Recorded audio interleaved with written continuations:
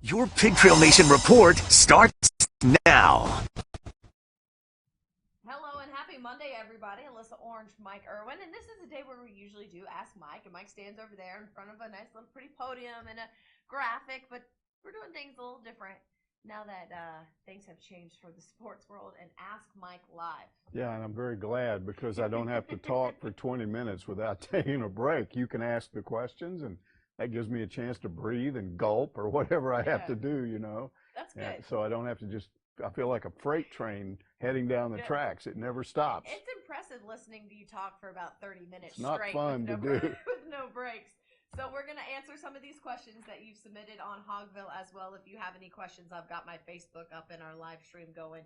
So if you have any questions, you can ask us here as well. We'll try to get to those. Now, got to put a kind of an asterisk by these questions. Some of them were asked before a lot of things have happened. So if it's a little dated, we'll work through that. And there's information that may be true today that's not true tomorrow or even an hour from now. So, you know, some of the stuff that I'm talking about, all I can do is tell you the way things stand right now. Right. And that's why it's important to just check back in with us daily on a daily basis because things change very quickly. Call-in radio show. Sure. It's on the minute, up-to-date information. Might not be up-to-date next tomorrow. All right, here we go. We're going to start with Swine America Wants to Know. I feel like a game show host. Will there be any access to spring practices for either or both media and fans? For what it is worth, I think Sam Pittman would go a long way with Razorback Nation if he would let us, the fans, and you, the media, in to watch some of these workouts this spring. Your thoughts? First of all, we don't know if there's going to be spring football. Now, as it stood last Friday when we talked to Hunter Yurachek, he sort of indicated that this thing would probably get pushed back. The NCAA might give relief.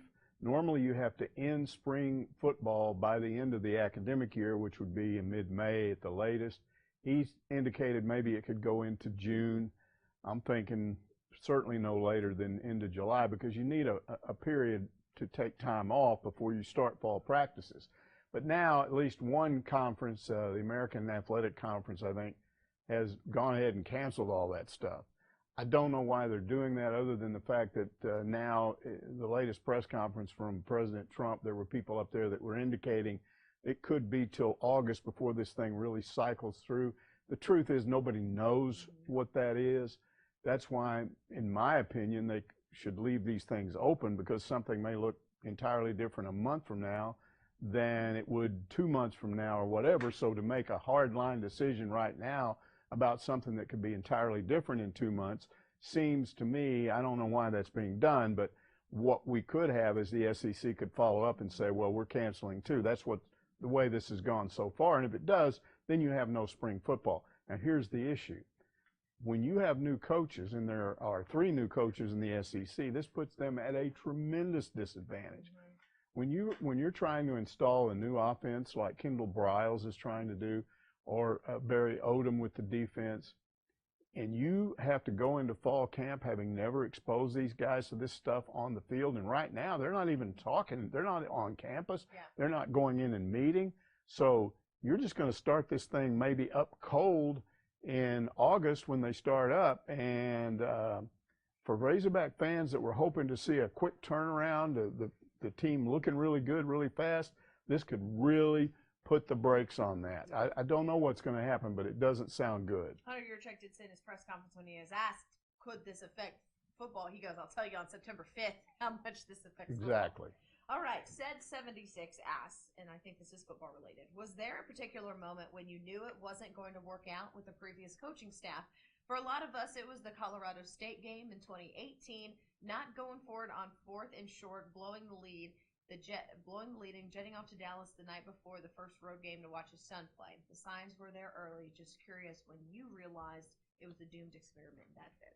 You know, I probably at some point in the first year, I felt like it wasn't going to work long term. There's a difference, though, between knowing that as somebody that covers the team and asking yourself, how long is he going to be here? The problem I had in year 2 was that Arkansas had never gotten rid of a coach after 2 years, no matter what went on.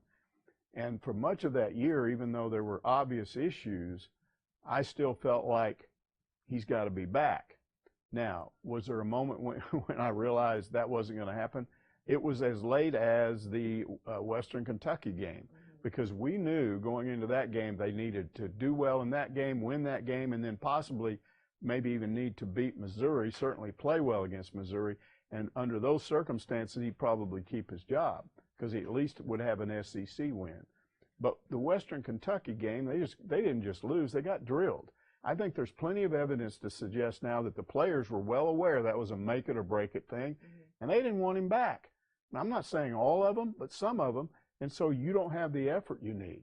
But was there a moment when I realized it wasn't going to work? Yeah, it was much earlier than that, probably earlier in the first year, when you saw all those quarterback issues, when you saw the indecision about who's the starter. Oh, we'll try this guy. Oh, we'll try that guy. No, let's try this guy. And then there was this other thing, which was something I'd never experienced before, which was, and this happened over and over again, a player comes off the bench, plays better. You're thinking, wow, okay, they found their guy now. Then the very next week, when he's worked all week in practice as the #1 guy, he goes downhill. And that continued to happen right up to Jack Lindsey. I've been told all along about Jack Lindsey. This is a guy smart. He knows the offense. And so he comes off the bench. He looks good against Alabama. And you're thinking, wow. And then what happens the next week? He starts struggling. And so it was, and here's the other problem we have, Alyssa, in doing this job. There are people that won't talk to you about things while a coach is still in place that are absolutely willing to talk once he's gone. And one of the things I learned after Chad Morris left from some people who watched workouts beyond what we did when we left after early part of practice, they saw the rest of it. And they said that there was not enough coaching going on. In other words, it was like we're so obsessed with being able to do everything quick because that's what we want to do in a game. We're just going to do it. And they weren't stopping and correcting. And if you're talking about a quarterback, if he's making mistakes, or other guys on the offensive line at wide receiver or whatever, if they're making mistakes and you're not stopping and correcting these things, then by the time you get to Saturday, it blows up on you. And that's why the quarterback would appear to go backwards each week. So a lot of things you find out after the fact. Wish I'd known them at the time. But again, first year I probably realized he wasn't going to be here long term. All right. Lou asked, with the basketball season rapidly winding down, I'm curious if you're hearing any comments from the players concerning the current staff.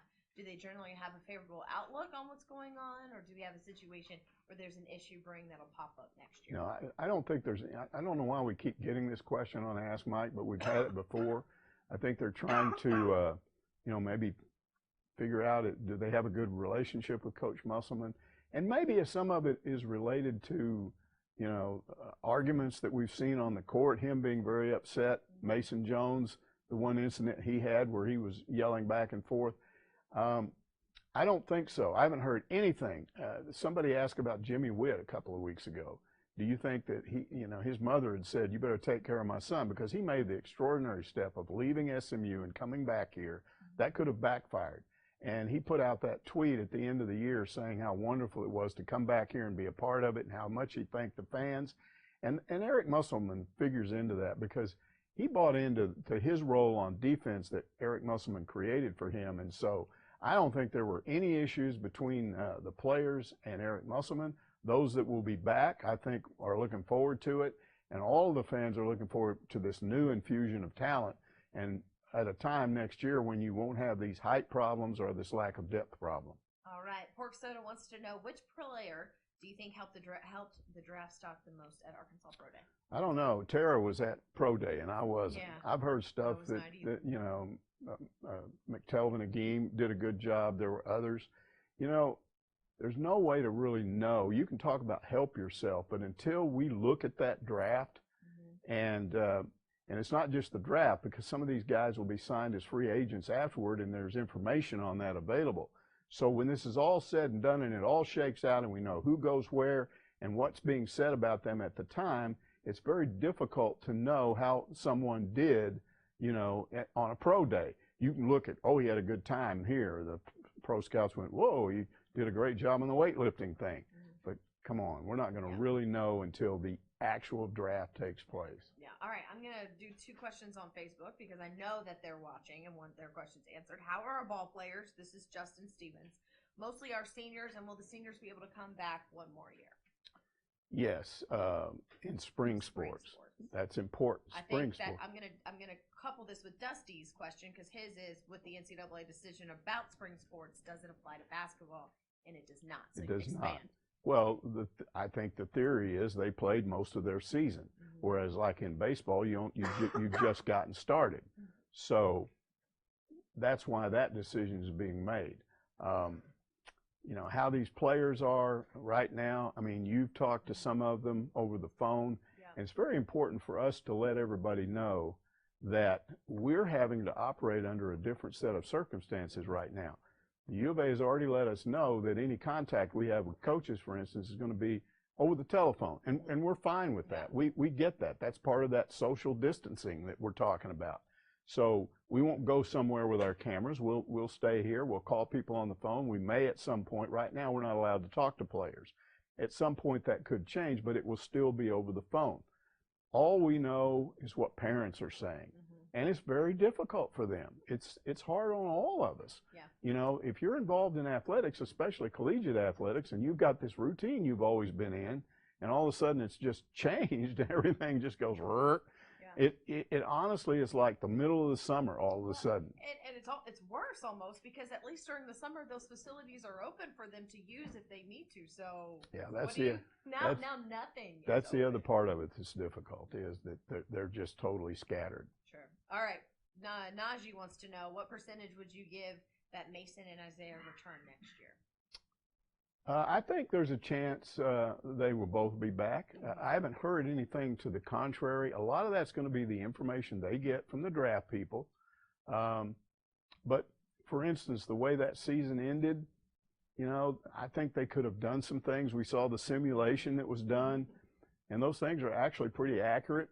And it showed that Arkansas played well for 3 games and then ran out of gas, which is, I can project that's probably what would have happened. So let's say that if they had won those 3 games and gotten to the semifinals, I think they would have gotten in the NCAA tournament. So if you get in, you win a game or 2, then those guys are most likely to come out.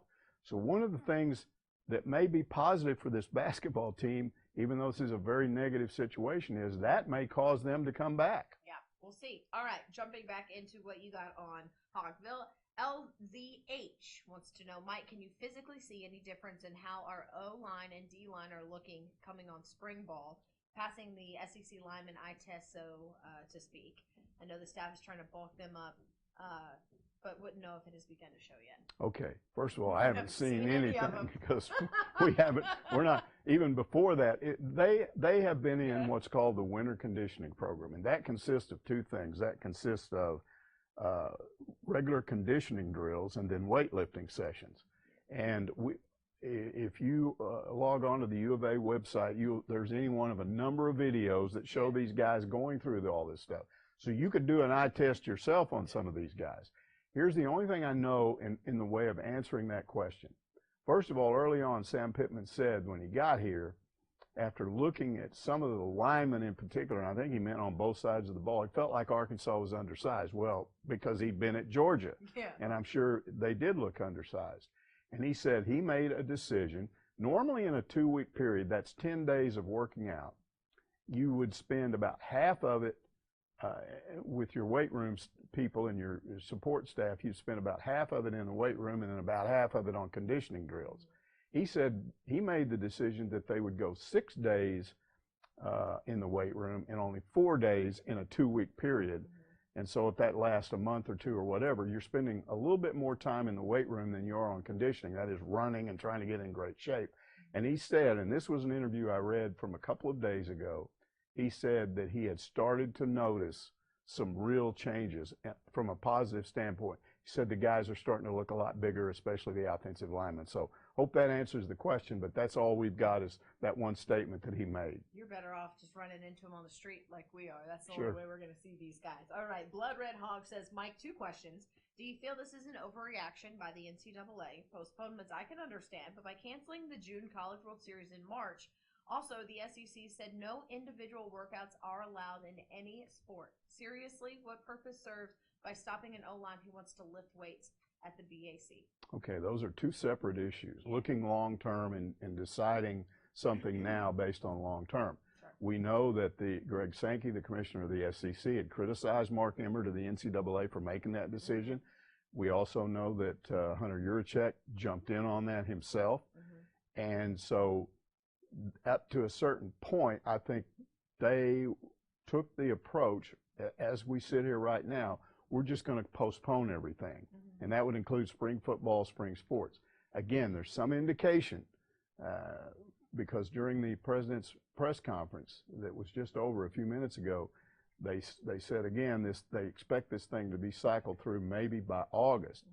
Okay, if that's the general belief now, then you're probably going to see the SEC go ahead and cancel all this stuff, and then it's going to be very tough. So I think they did the right thing by taking a wait and see attitude, but if it looks like that's where we're headed from a presidential directive, and he's not saying you have to do that, but that's the word coming out of the White House as a result of what all these disease control people are saying, then I don't have any issue with them doing that.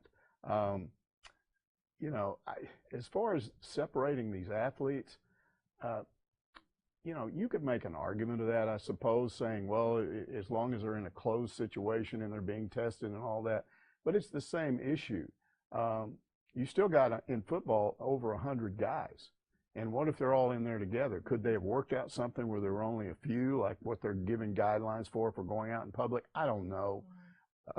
I personally think it's just up to the individual conferences and the schools to follow the lead.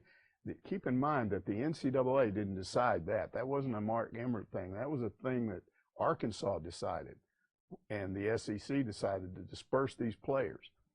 The best thing I've ever heard on that was said a few days ago when somebody, and I've long forgotten who said it, said, we're never going to know whether that was the right thing to do, but it's worth taking, you know, it's not worth taking a risk.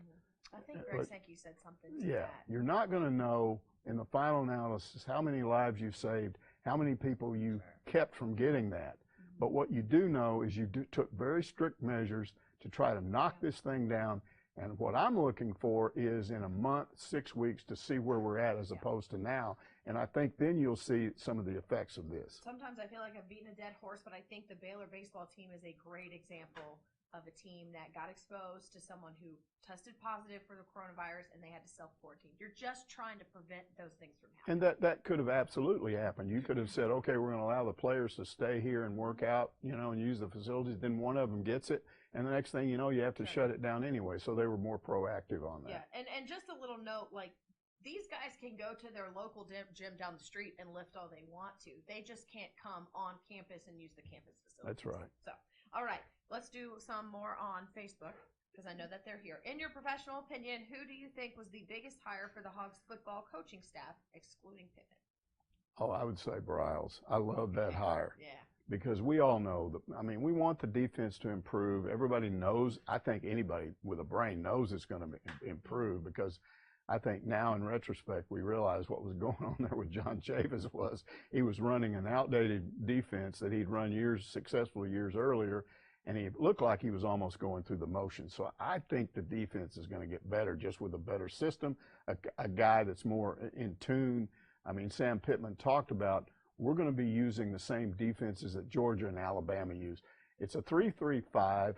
What that defense involves is you have actually 4 linebackers and 3 down linemen, but you have interaction, movement between those linebackers and those down linemen. And that goes all the way back to when I was in high school in the 60s. We did a lot of that. And I played both positions at one time. I was a down lineman, I was a nose guard, I was also a linebacker. And you call these stunts, and the way that works is at the snap of the ball, the offensive lineman's not sure who he's going to block. You might have the nose guard go to the right around the center, and then that linebacker to the left goes and heads up that center, and so you're confusing the offensive lineman. I don't think Arkansas confused anybody last year. I think they were very predictable. So I think the defense gets better. I'm not worried about it, but the offense, You want a guy that has a reputation for developing quarterbacks. That's the first thing we're going to look at. This next fall is the first time we see it. Are we going to have all this, we don't know what's going on, we don't know who the starter is, we're just going to have to wait and see, are we going to have all this indecision? Or are you going to have a decisive offensive coordinator and quarterbacks coach say, you know what, Felipe Franks came in here, he's ahead of the curve, he's it. So that's what I'm looking for. I think Kendall Briles makes the biggest difference. All right. Jacob wants to know, how worried are you that football will not happen? Of course, the NFL today said that or the MLB said that they were going to push back their opening. Their NFL is moving where the draft is going to be, or how the draft is going to be coordinated in Vegas. So is football going to happen at the end of August? Okay. I got to put a qualifier in here. Because I made some statements on Facebook the other day, and a guy asked me when I got my medical degree.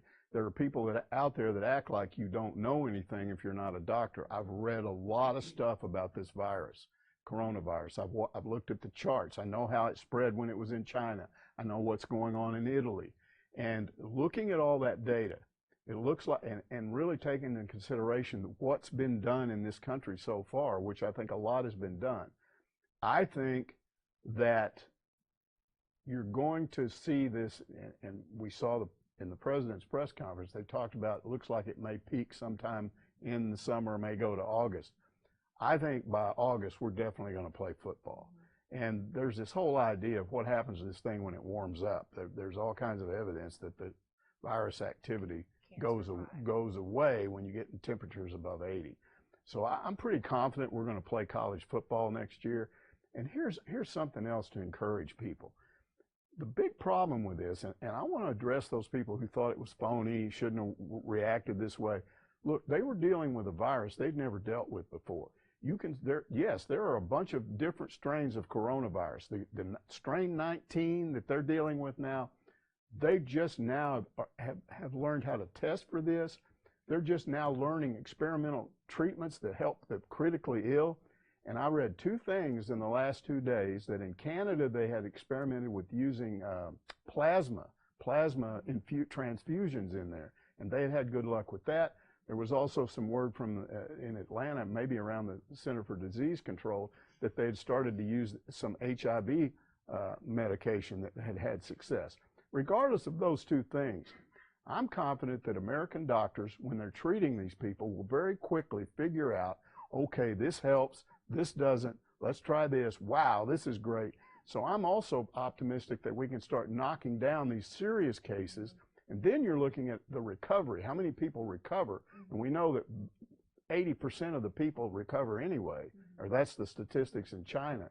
So I think by the time we get to the middle of the summer, we're going to be okay. All right, cool. All right, David McDaniel will let you know, we already answered the question about Isaiah and Mason, so once we're done, flip back and watch it and listen to Mike's answer so we don't repeat questions. Okay, back to Hogville. Jake Hicks, 3636, wants to know, what is your best guess on when the NCAA will do regarding eligibility? Spring sports, winter sports, seniors, and underclassmen who lost the season. We don't have to guess. We know what they did. Yeah. They stepped in and granted an extra year of eligibility to people in the spring sports. Does not apply to winter sports like basketball.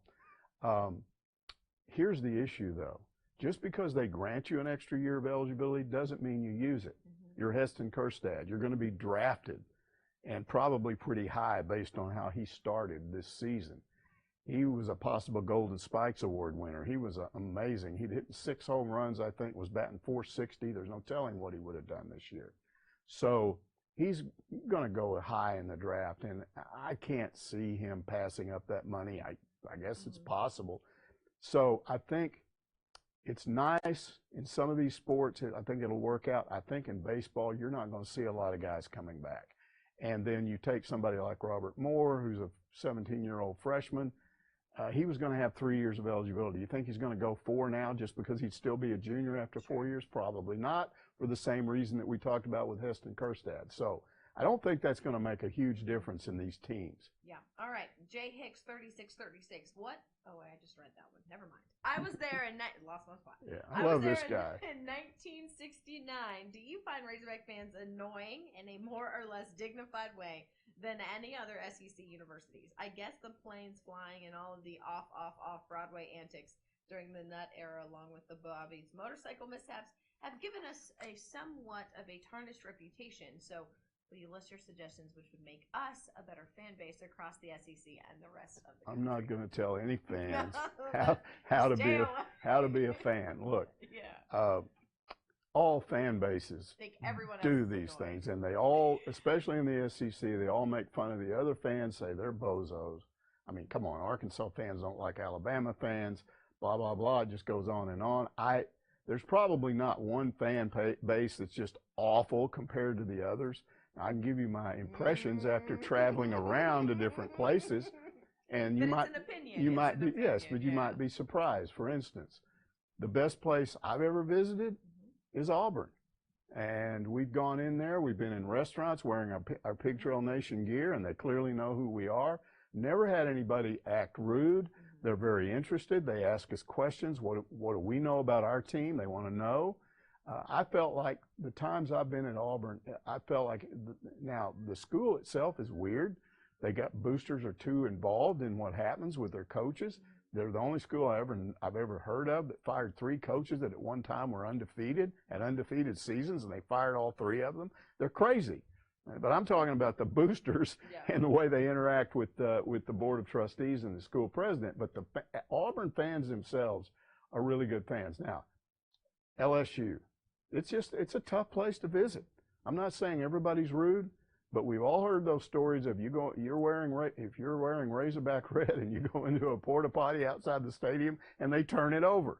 I've had people make remarks to me, but I've also had people be nice. So, Razorback fans have their own issues. There was a guy that came in from Auburn years ago, and he had that Auburn tiger tail as a kind of a whip antenna behind his vehicle, and somebody set it on fire and burned it up. That was bad, but that's one guy that did it. Okay. The best probably reference you could have for Razorback fans would be to ask other fans of other schools, and I don't know what they would say.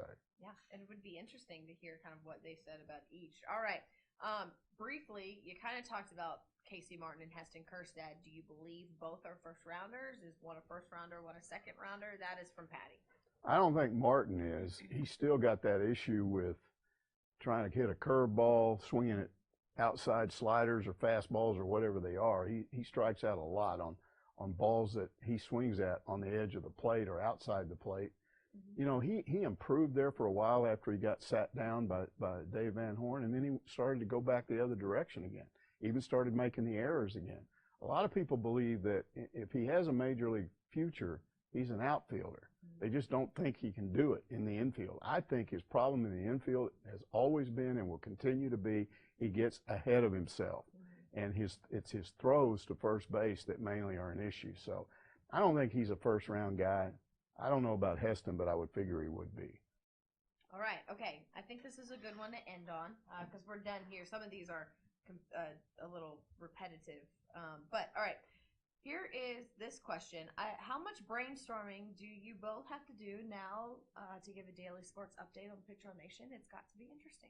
So let's talk about our day-to-day now. We're just learning what we're going to do, and sometimes as we learn what we decided yesterday gets changed today.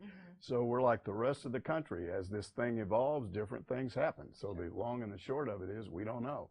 We have to be creative. That's all I know. We've been creative. It has been fun. We've been able to talk to some former students like Alexis Tolfree. We were able to talk to Phil Elson, all impacted so differently with what's happening right now. Hoping to talk to more national guys, more coaches, more athletes, just about this very unique situation we're all in sports. And then when we've run that down as much as we can, then we'll think of something else to do and I think the main continue to be here. The main job we have is that people still have questions. Every day they have questions. And we are trying our best to find out certain things that are going on over at the university. And as we find those things out, we will pass them along.